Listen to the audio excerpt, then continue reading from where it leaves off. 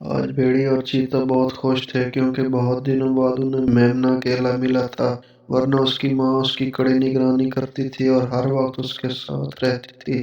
जब उन्हें इस बात का यकीन हो गया कि इसकी माँ दूर है तो उन्होंने उसे खाने का मंसूबा बनाया।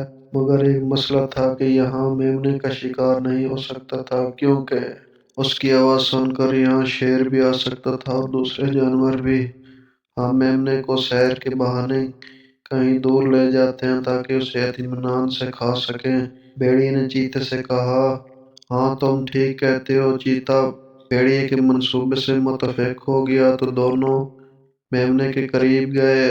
तब भेड़िए ने मकारी से कहा, इतना प्यारा बच्चा अकेला बोर हो रहा है, आओ हम तुम्हें दूसरे जंगल की सैर करवाएं। मेमने ने जब चीते और भेड़िए को देखा तो वो डर गया। डरो नहीं बच्चे, हम तुम्हारे अंकल हैं, तुम्हारा ख्याल भी रखेंगे। चीता मसनूई प्यार से बोला तो मेमना मान गया और उनके साथ चलने लगा। इधर चीते ने सोचा कि किस तरह भेड़िए को भगा कर मैं उसे अकेला ही खाऊंगा। चुनाचे उसने थोड़ी दूर जाकर भेड़िए को जोरदार टक्कर मारकर भेड़िए को खाई में गिराने की कोशिश की। मगर चीते मगर जैसे ही चीते ने भेड़िए को धक्का दिया तो भेड़िए ने अपने तेज और नोकीले पंजे उसके जिस्म में गाड़ दिए। फिर दोनों एक दूसरे पर हमला करने लगे। थोड़ी देर में दोनों गहरी खाई में जा गिरे।